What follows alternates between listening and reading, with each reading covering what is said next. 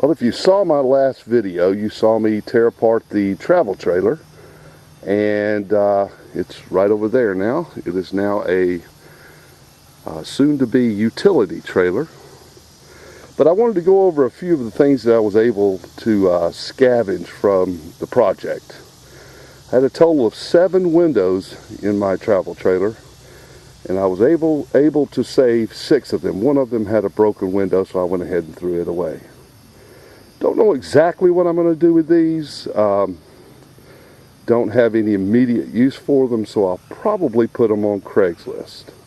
But 6 good windows. When I bought my travel trailer, it did not have a propane tank cover, so I actually bought this when my trailer was a week or 2 old.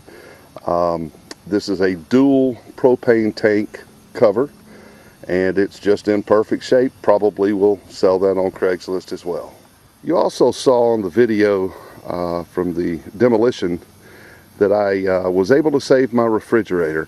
I was not able to save the furnace or the air conditioner. The air conditioner was broken, and the furnace I wasn't sure about and just decided to go ahead and get rid of it. But this propane slash AC refrigerator's in good shape, so I either going to keep it or sell it to a friend of mine who wants it.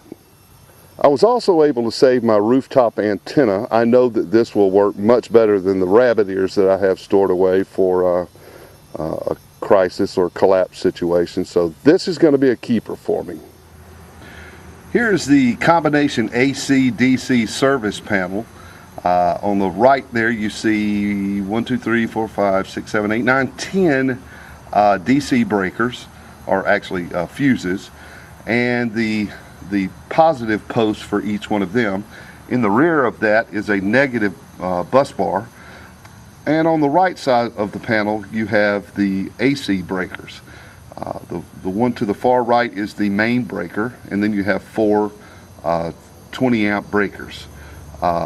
Underneath there you have a positive post for each of those breakers, and then you have a negative bus bar or a neutral bus bar and a ground bus bar. Don't know exactly what I'm going to do with this, but I'm going to hang on to it because I know I can put it to use someday. This is the Progressive Dynamics model PD 9140, which is a 40 amp electronic charger. It provides 600 watts charging that outputs 13.4 volts DC at 40 amps. Now, Progressive Dynamics has an add-on for the 9140 that I'm going to order and either permanently install it on the portable solar power system battery box or keep it handy to use it on occasion. Let me show you quickly what that unit looks like. It's called the Charge Wizard, and when installed on the 9140, and of course when the 9140 is connected to the battery bank, it will constantly monitor the battery voltages and the battery usage, and then select one of 4 operating modes to charge and maintain the batteries. The first mode is the boost mode, and it operates at 14.4 volts. What this does is rapidly bring the batteries up to a 90% state of charge. Then there's the normal mode, that's 13.6 volts, and this is what is used to complete the charge past 90%. And then there's a storage mode at 13.2 volts, and that maintains the charge with a minimal amount of gassing and water loss. And then every 21 hours, it will enter into the equalization mode at 14.4 volts, and this of course helps with desulfating the batteries. I was also able to salvage the SureFlow water pump. It is a 2.8 gallon per minute unit. It's a model 10.6, and it uses about 4 amps. So I know I'm going to be able to use this on my rainwater collection system. Now, when you're dealing with solar power in a collapse situation, you can't have too much wire, and this is the main service wire coming into the trailer.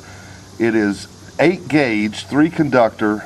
The trailer was set up on a 30 amp system, but this big cord here, this 30-foot long cord here, would easily carry 50 amps. I was also able to salvage several of the 12-volt lighting fixtures. Here are two of them. One of these, the one on the left, I'm going to be using underneath the inverter shelf on the portable solar power system. And let's take a look at where I'm going to put that and how I'm going to wire it up. Now, there are times when I need light to work on the control panel of the portable solar power system, and this light would just be perfect for that. Let's look up here at the bottom of the inverter shelf. You see the inverters up there? That I could mount this light right here and it would be perfect. Then I could take the switch you see right here. I'm probably going to take that down, put a larger project box, and put two switches, one for the fan that's already there, and then another one for the light. That way I will only have to use up one of the inputs or the outputs from the DC load center here. So I'm going to redo this project box and install this light right up here.